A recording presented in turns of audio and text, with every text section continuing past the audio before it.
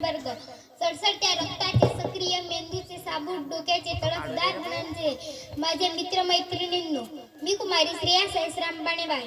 मी जिल्हा परिषद शाळेत शिकत आहे व याचा मला गर्व आहे की मी जिल्हा परिषद शाळेत शिकत आहे. आज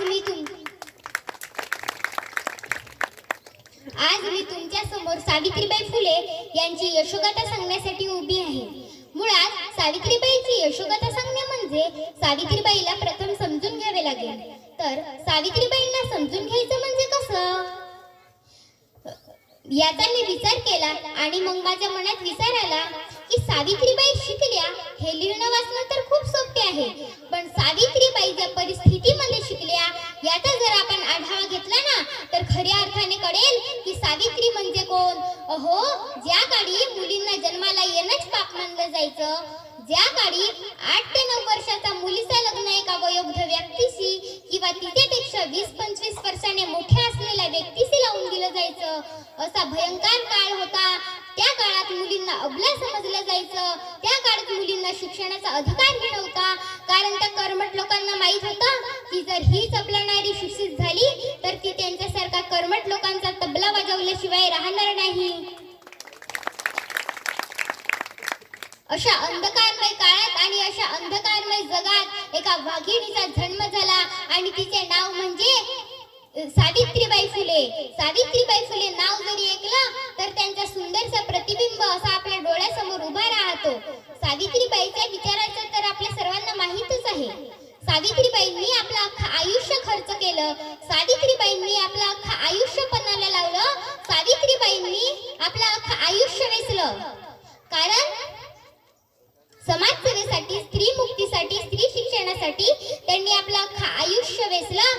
आणि अशा पद्धतीने 3 जानेवारी 1831 रोजी सातारा जिल्ह्यातील खंडाळा तालुक्यातील नायगावच्या खंडोजी नेवशे व आई सत्यवती यांच्या पोटीशी सावित्रीबाई फुले यांचा जन्म झाला.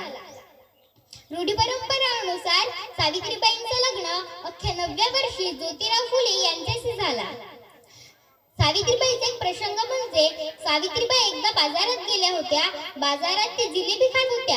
जिलेबी खात असताना त्यांना एक ख्रिश्चन गृहस्थ दिसला. त्या ख्रिश्चन गृहस्थांनी त्यांना ख्रिश्चन चरित्र नावाचे पुस्तक दिले.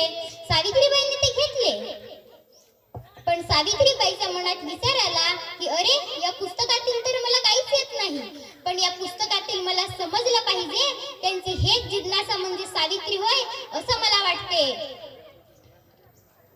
म्हणूनच ज्योतिरावांनी सावित्रीबाईला लिहायला शिकवलं, वाचायला शिकवलं. सावित्रीबाई फुले व ज्योतिबा फुले घरोघरी जात शिक्षणाचा महत्त्व पटवून देत, शिक्षणाची मती समजावून सांगत व स्त्रियांना शिक्षणासाठी प्रवृत्त करत. असे करत त्यांनी 1 जानेवारी 1848 रोजी पुण्यातील बुधवार पेठेत सावित्रीबाईंनी आपली पहिली शाळा काढली व स्त्री शिक्षणाचा पाया रचला.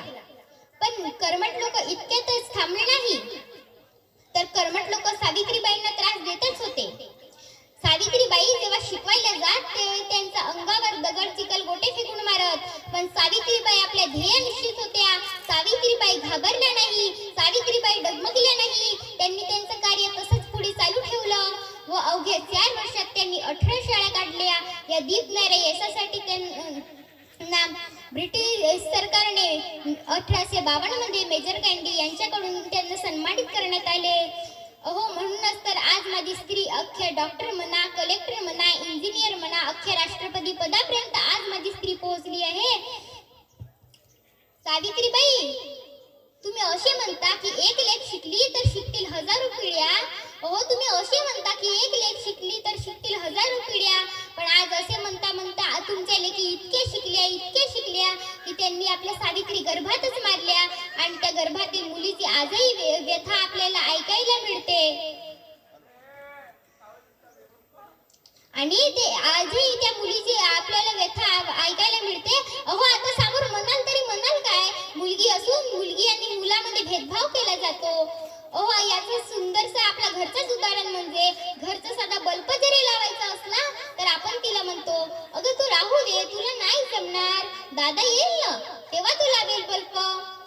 अहो, इथेच तर आपण तिला कमजोर बनवतो, इथेच तर आपण तिला कमकुवत बनवतो.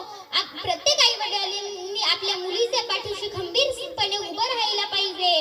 हो, सावित्रीबाई असे म्हणतात की विद्या देणारा हा धैर्यशील तर विद्या घेणारा हा शक्तिशाली व शहाणा बनतो. एवढेच. आता काही अशा म्हणूचे शब्दांनाही कोळ पडावं असं काही माणसं असतात, शब्दांनाही कोळ पडावं असं काही माणसं असतात. आपलं भाग्य असते जेव्हा ती माणसं आपली असतात, आपलं भाग्य असते जेव्हा ती माणसं आपली असतात. जय ज्योती, जय क्रांती.